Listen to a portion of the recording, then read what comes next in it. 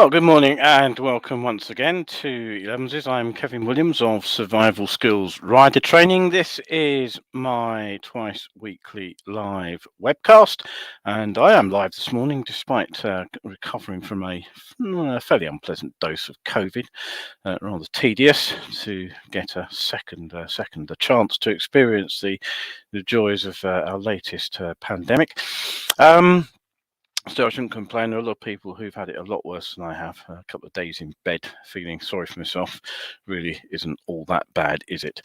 Right, what have we got for you today? That's a very good question, because the notes which I should have had up on screen telling me what I'm about to talk about today haven't actually yet appeared. So I'm just trying to get those up as I talk. But what is in the show is a Norwich man has got a life sentence for murdering somebody over motorcycle noise. Convictions in London's 20-mile-per-hour speed limits have tripled because the Metropolitan Police have changed speeding guidelines. The Met Police, of course, say has nothing to do with that, but we'll come back to that particular story in a moment. A reckless 58-year-old riding an e-step scooter has actually been jailed for a crash that seriously injured an elderly woman. Whilst an extraordinary combination of events caused a MotoGP rider's zipper to open in a crash. That's one that I think is worth investigating too. We'll also take a look at a bike that should have its head chopped off before it's ever born, in my opinion, and that's the Hydra hydrogen cell fuel bike. I don't think it's the way to get motorcyclists to accept that there are alternatives to the internal combustion engine by making a bike look quite as ugly and unpleasant as the Hydra does. Triumph have announced that they are going to take bikes into the World Motocross Championship, but they've kept the machines themselves under wraps. No sight of what they will be competing on. And finally, today's discussion point is coming back to the accident top 10 that I've been running intermittently over the last month or so, and we'll be looking at the accident number 7, overtakes that go wrong. So stay with me for the next 30 odd minutes. I think this show will be a little bit shorter than normal because I'm still a bit sore throaty and I've got a sort of persistent cough. I've taken some cough medicine, so hopefully I don't cough too much as we go on. But let me just remind you before we go any further that we do have the next live event coming up very soon indeed. I'm always amazed at how quickly these come around. I always think I've got weeks and weeks to prepare them, and in fact they arrive on the scene much sooner than I kind of get ready for sometimes. So anyway, what have we got? We're going to be talking about science of being seen. I've got a board somewhere, a picture board, which I also meant to put up before I got here. There we go. It should be, if I can get it up on screen. Give me one moment and I will get there. So brain's not functioning either quite right at the moment. Right, there we go. That should be it. Ignore the top event, the emergency services event. That's been and gone. I didn't actually make it, of course, because I had COVID. So it's October live event.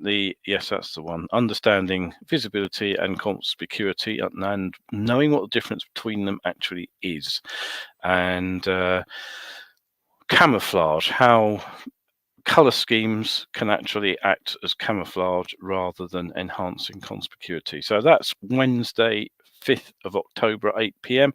Tickets for that are £5. The link to the booking site is actually in the preamble to the show. If you go and look there, you'll find it. So please do go over, book yourself a ticket.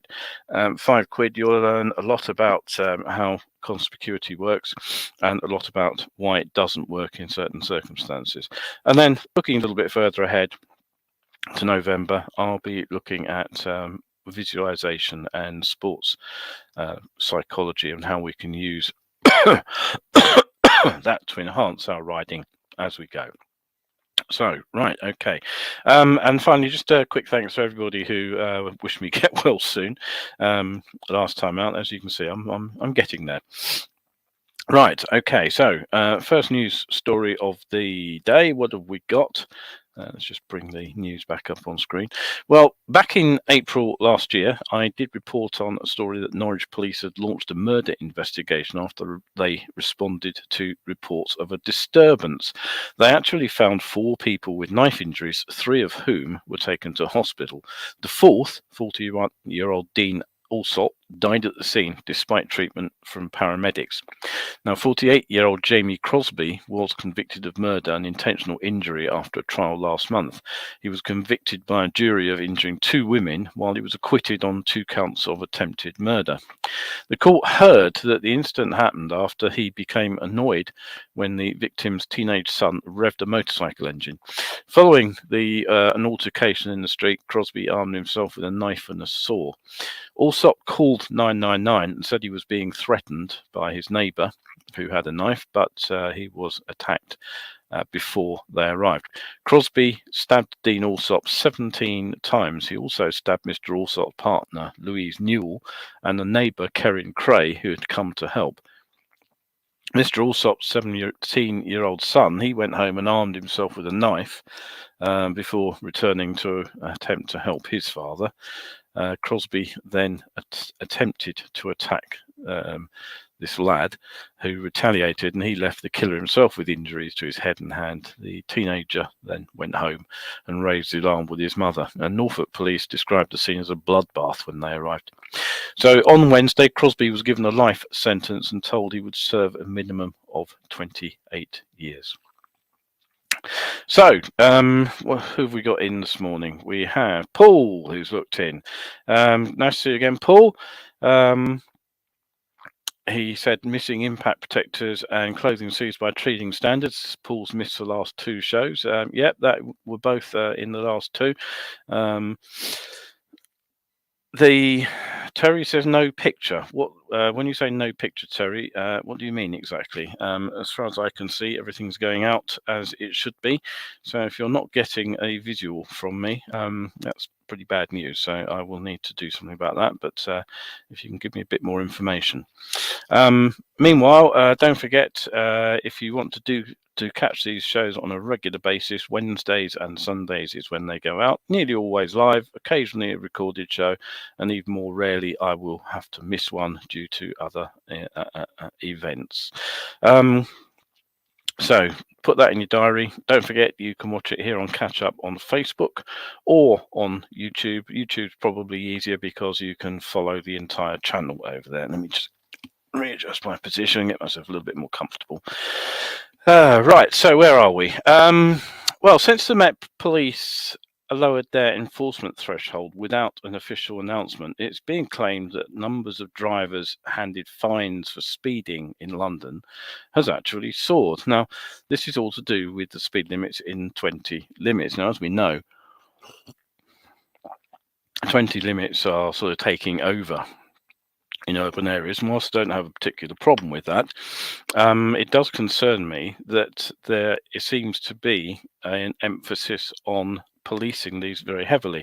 Now, under prior guidelines, the Met said that they only prosecuted if they recorded a speed of 10% plus 3 miles per hour over the limit, and this allowed a leeway of up to 25 miles per hour in a 20 zone. But it seems the Met changed their rules and dropped the threshold by 1 mile per hour in 2019. But the Times reported that they didn't tell anyone.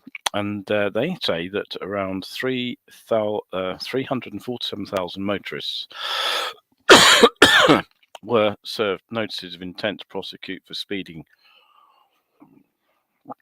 in 20 zones between January and June this year. And they say this compares with 97,000 in the 6 months before the enforcement threshold was changed.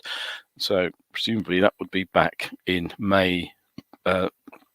January to June in 2019. Now, obviously, the number of 20 limits has increased significantly in that time.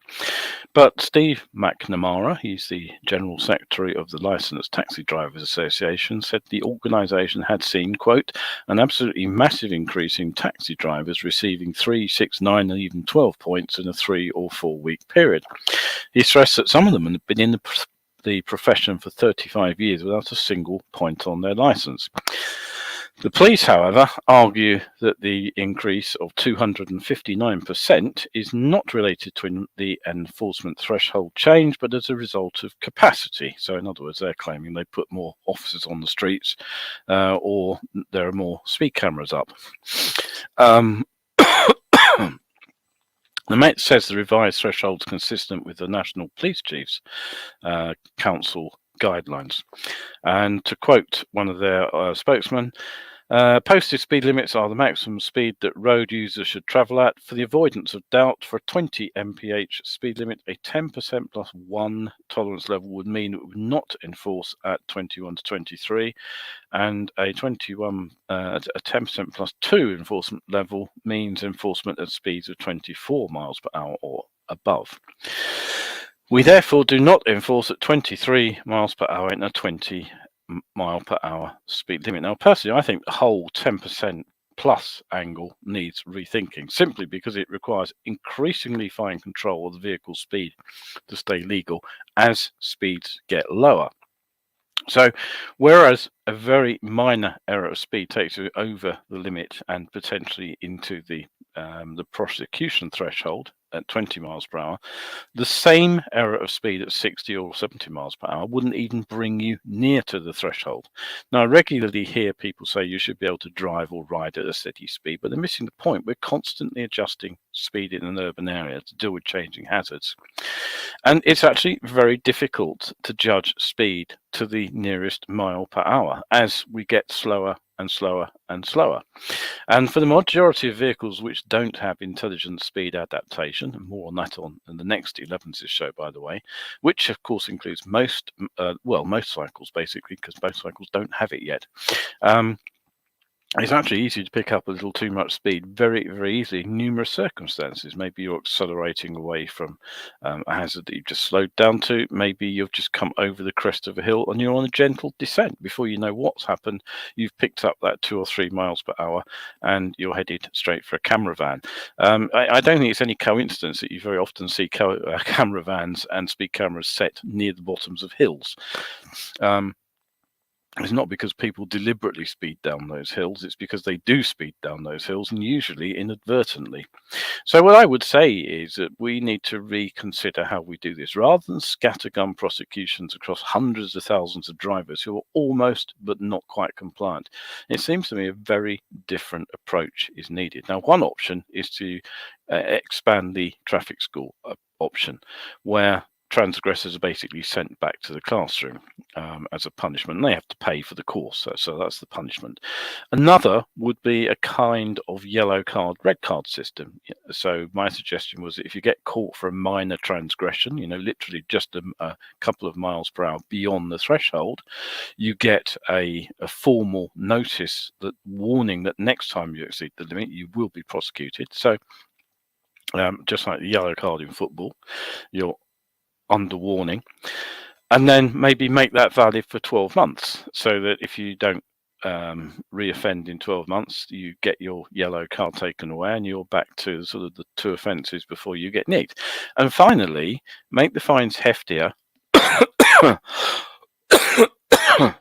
for drivers caught significantly over the limit. So if you are caught doing 30 in a 20, which isn't a slip of the twist grip, make the fines worth something to drivers.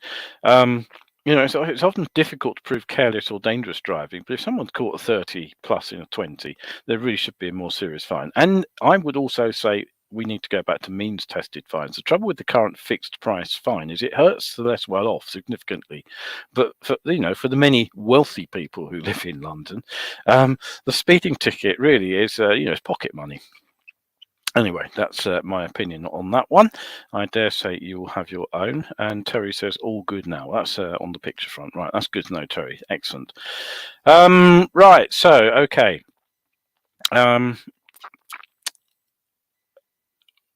Next little story is also about the difference, really, between the fact that you can do a lot of damage whilst you're under the speed limit, because a 58-year-old man has actually been jailed for 16 months at Lewis Crown Court after he was convicted of causing serious injury by dangerous driving after a collision with a pedestrian in Bexhill-on-Sea in December 2020. Now, Paul Satchell was actually riding an e-stepscooter, so the chances are that he wasn't actually doing more than 20 miles an hour when he collided with 79-year-old Myra Wood whilst she was crossing the road. Now, he'd previously been warned about reckless riding on his e-stepscooter, and he was actually riding away from two police officers who'd apparently been trying to stop him, and he was looking back over his shoulder at the moment of impact. The pensioner suffered extensive injuries, including a fractured eye socket, which left her in hospital for 2 days, and severely disabled for several weeks afterwards. Satchell was thrown from the scooter by the impact, but he was uninjured. Yeah, so, you know, the fact is that it's where we operate a vehicle which really counts, not necessarily just the speed. Right, okay, so excuse me. You can't get much faster than a MotoGP track. And I'm often wondering about the stresses caused by airbags going off under tight-fitting bike clothing. Now, for conventional fabric materials, it's probably not an issue when a built-in airbag, as opposed to an airbag jacket worn over the top of a riding suit, goes off, because conventional fabrics are pretty damn baggy as a matter of design. It's so generally you can change the number of layers you're wearing underneath them. That's why they have the things like the cinch straps on the arms and around the waist. But the fact is that race leathers are designed to be close fitting, so the suit doesn't rumple up and provide a sort of single wear point as the rider slides across the surface in a crash. So an airbag going off will put the suit under additional stress, and that will of course affect the seams, the zipper, and even the material itself. And so I was interested to read about an incident involving MotoGP rider Fabio Quartararo and his zipper failure, which occurred during a crash at Aragon. Now, as a result, Quartararo actually suffered some friction burns to his chest. Now, Quartararo's suit was made by Alpine Stars, and it was suggested that it was subjected to in-house post-race testing at their own laboratory. Now, the examination apparently found that all the seams, including those supporting the sides of the zip, were actually intact, and they used video footage of the incident from various angles to work out why the zipper itself failed. Now, Alpine Stars say that the video shows that the airbag on Quartararo's suit inflated before he hit the ground, just as it's designed to do. Then he landed on his back and he slid. And they say then the combination of the airbag's inflation and the leather's stretch would have increased stress levels on the suit itself. Now, finally, what happened was a bit unusual, because Quartararo's front wheel contacted the front of the suit, and this is what caused the zip to fail. Now, Alpine Stars say the company is already addressing ways to ensure this doesn't actually happen again. And one solution that occurred to me would be to build in designed to fail seams that pop open under the stress of the airbag going off, just enough to give enough extra space in the suit excuse me, to accommodate the volume of air without compromising the tightness of the suit itself. Now, they said it was an extraordinary combination of events, but it, you know, frankly, you do see riders who get tangled up with bikes, either their own or somebody else's, in MotoGP crashes on a fairly regular basis. I do apologise. Maybe the cough medicine's not quite enough today. So it turns out, in fact, that this isn't actually the first zip failure that Quartararo has suffered. The zipper on his suit opened at the 2021 Catalan Grand Prix too. I'm not quite sure why that happened. I've no idea what the circumstances were, so I'll have to investigate that when I get a moment. But I think that is, it is a question about wearing airbags under conventional clothing. How much stress are we going to put those seams and the zippers under? If a race designed suit for one of the top riders in the world can actually fail, what price the sort of couple of £100 suit with an airbag in it that you buy over the counter at your local bike dealer? I'd be interested to hear any opinions that you have on that today. Now, I think I'm just going to do my two stories. I'm going to leave the next two stories out because my throat is actually starting to cause me some grief here. I'm losing my voice, I can hear. So I'm just going to do the accident top 10 because I did promise you that to come on a regular basis, and I haven't done one for a couple of weeks. So let's have a quick look at accident number 7. And this is all about overtaking. Now, I have to be honest, when I started researching bike crashes back in the 1990s, when I really started to get involved in post-test training, and I wanted to find out what it was that riders actually needed to learn, rather than simply teaching what was in roadcraft, which is what most other people do.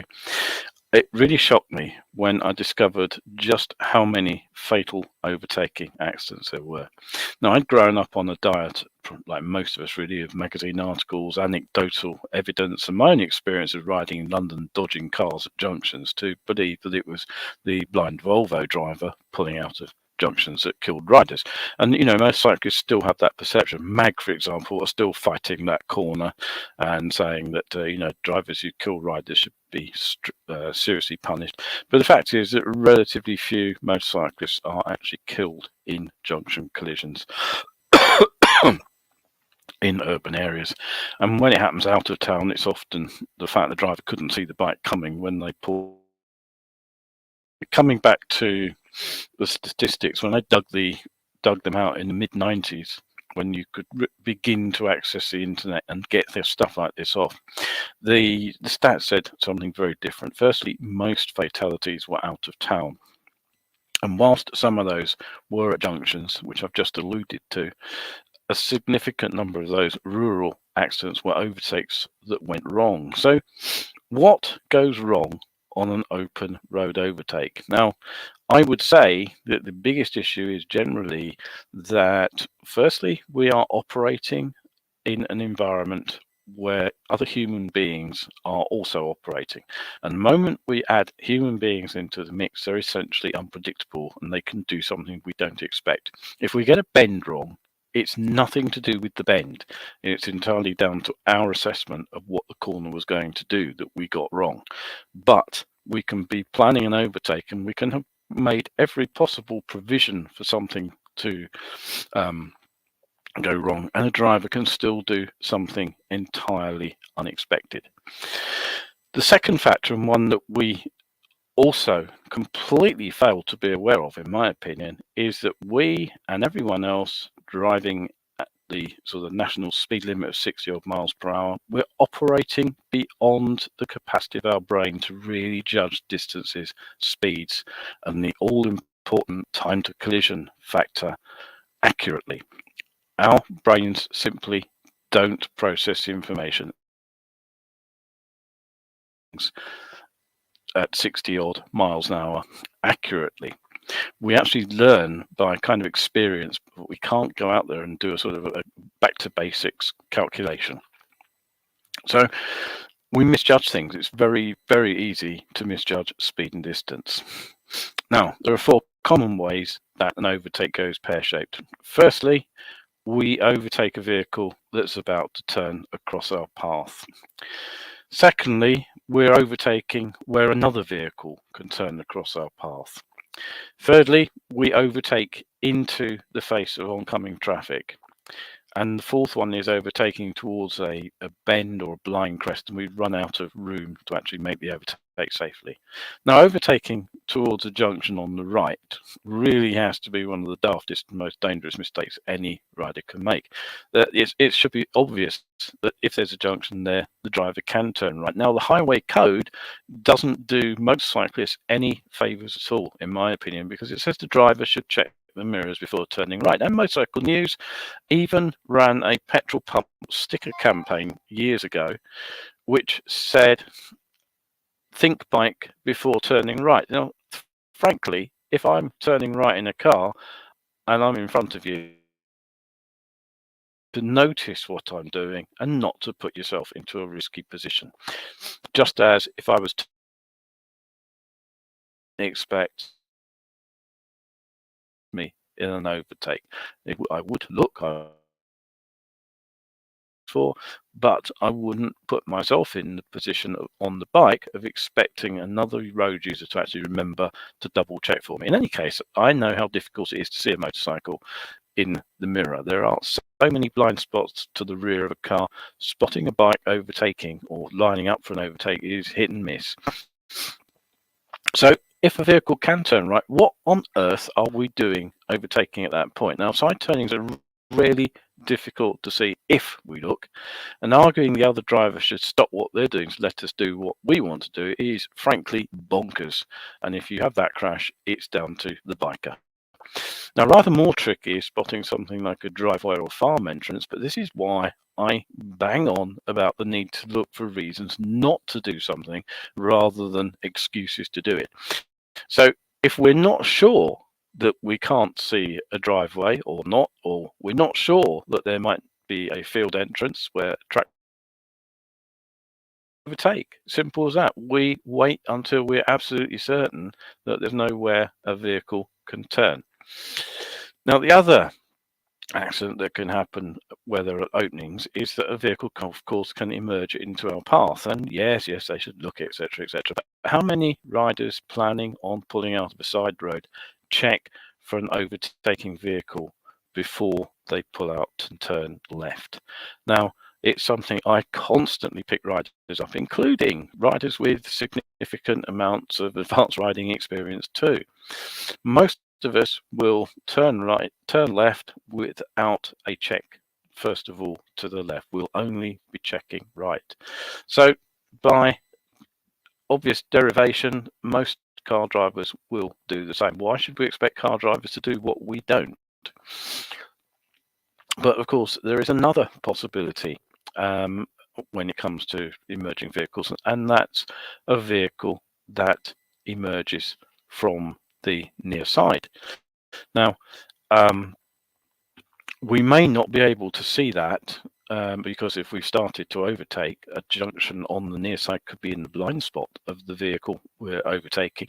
But it also means we're in the blind spot of anybody looking towards us and pulling out. Now, if you think what a driver has to do to pull out and turn, what he's got to do is get across the lane. Side doesn't have to accelerate, doesn't have to get halfway down the road away from the approaching vehicle. All they have to do is actually physically clear the path. So what you do find is that drivers will pull out of side turnings in a fairly small gap towards an oncoming car when they are turning right across its path. And if there's a motorcycle overtaking at the same time, then there is the clear likelihood of a collision, because where's the bike going to go to take evasive action? And of course, sometimes the driver that we're overtaking may be doing something like slowing down and turning left. It's so easy to think that that's an opportunity to overtake and get on with it. One where we should be backing off, giving ourselves plenty of space, hanging back, letting the vehicle turn and letting the entire situation develop and play itself out before we actually move forward through that junction.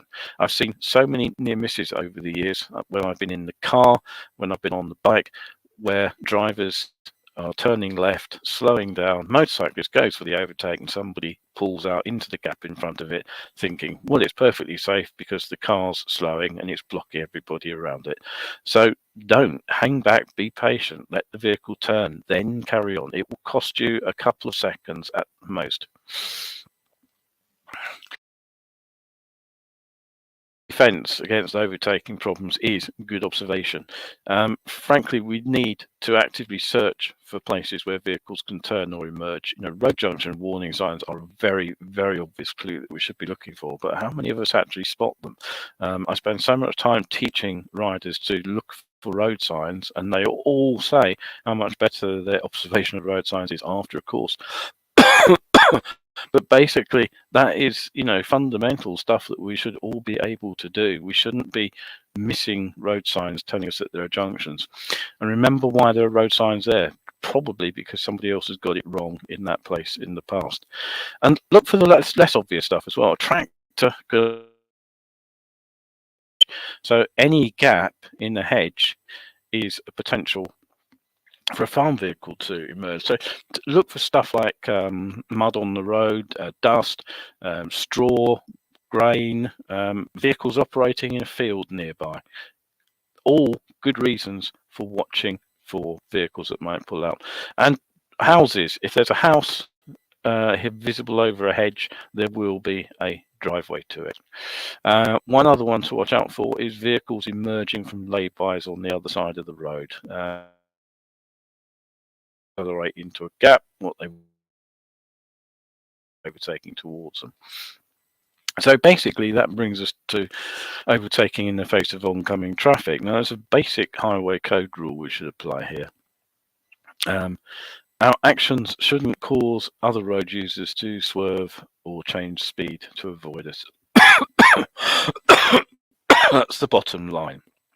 But how many riders do you see that actually overtake in the face of oncoming cars, maybe forcing drivers to brake, maybe squeezing through narrow gaps, getting them to part like the Red Sea? It's not just bad manners, but it's high risk too.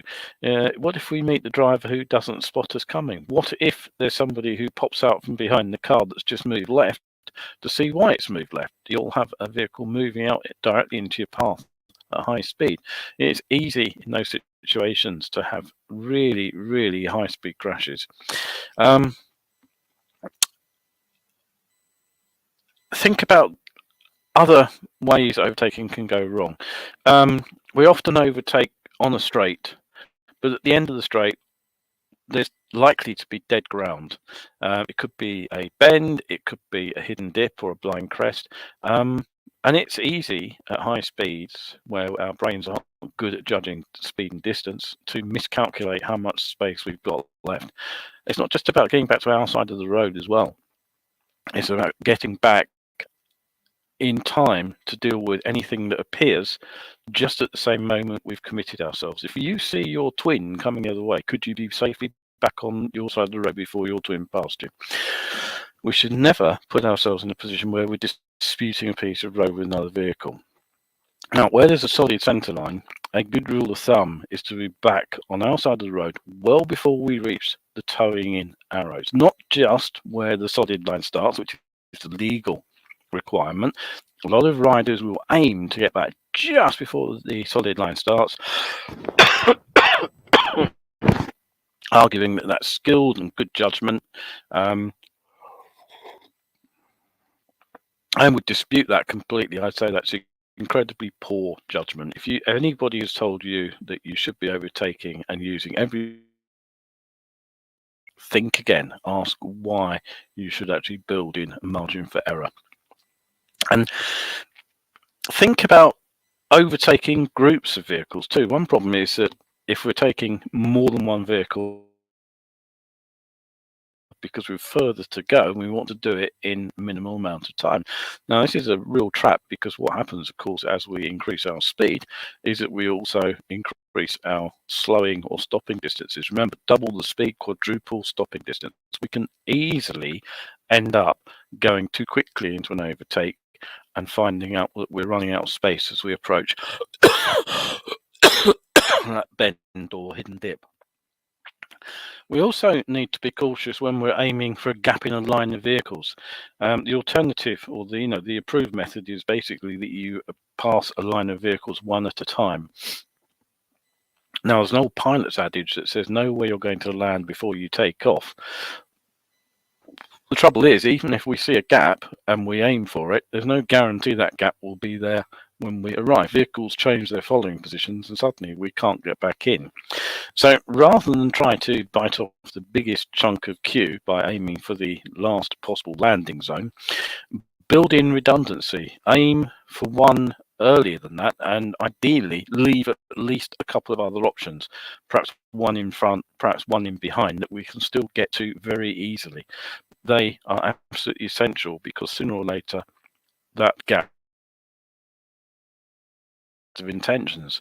One of my scariest moments overtaking, that very nearly went badly wrong, was when I took a very, very routine overtake past a couple of vehicles, and just as I got to the gap I was aiming for, the driver saw me coming of the vehicle that I was aiming to tuck in behind, and he stamped on his brakes. He thought I was going to overtake the whole group, thought I wasn't going to make it, and the gap that I'd been aiming for, which would have given me plenty of space, suddenly vanished. Now, as he was closing the gap on me, where was I going to go? Well, of course, what I had to do now was I had to aim for the next gap further up. Now, unfortunately, the next vehicle was actually an HGV, so I really did have to sort of put the hammer down a bit and try and get in front of the HGV. It was much, much closer than I really wanted to. So do remember that drivers can change their speed and following distance themselves, and watch out for drivers who are trying to overtake themselves as well. This is another really common overtaking crash, when a motorcyclist will aim for an overtake, nice easy overtake, nothing coming for miles, and then hit the car that's actually just pulled out to use exactly the same gap. Yes, driver should check the mirrors, blah, blah, blah. But the answer is just hang back, wait, watch the driver's behavior. If he doesn't go for it, then cautiously use that gap. You've got a huge empty space. That's what we just defined it as. That's why we're worried about the car driver going in the first place. So if there's a huge empty gap, just wait for a moment, wait to see what the driver's going to do, and then overtake cautiously. Anything else? Yes, overtaking in groups. What a nightmare this is. One rider goes for the overtake, makes it easy. Another one follows, makes it with a bit of squeak. Third rider tries it and doesn't make it. Overtaking on group riding as a crash is incredibly populated in the stats. So ride your own ride. Don't follow other riders on group rides. And if you get split up and the group doesn't wait for you, find a different bunch of makes to ride with. Take your time planning an overtake. If it doesn't feel right, don't do it. You trust your gut on that one. And don't take snap decisions. Years ago, a police instructor actually told me that he expected to see snap decisions from his riders overtaking people. I would say precisely the opposite. If you're taking a snap decision to go, it's one that you are making very quickly, and they are likely to be error prone. If you don't know, don't go. And if you're having to make a really rapid decision about whether you go or not, the answer is simple. You haven't got enough space. If you haven't got time to consider what you're going to do, then the space is too narrow. If you can't make it in a snap decision, then don't worry about it. Just put it down to riding a bit more cautiously. But if you are being pushed to make rapid decisions to use small spaces, then in my opinion, you're being pushed into a potentially dangerous way of riding. And then finally, mindset as well. There are two factors here. Being in a rush. If we're in a rush, we're massively more at risk because we start making tighter and tighter overtakes. Back off.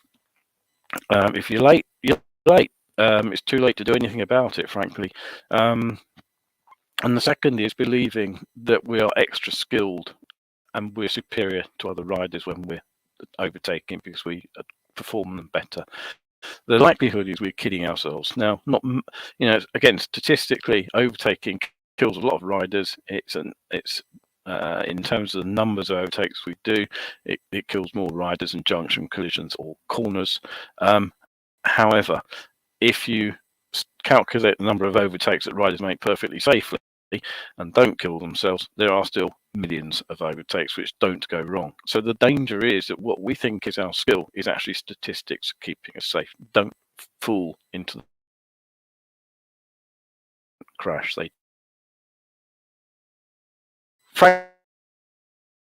most complicated maneuver we do on a bike. And if there's one thing we should know by now, it's that complex things do and go wrong. Done right, an overtake is never perfectly safe, as that police instructor told me years ago. All it is rather less risky. And if we take too many risks, things are likely to go wrong.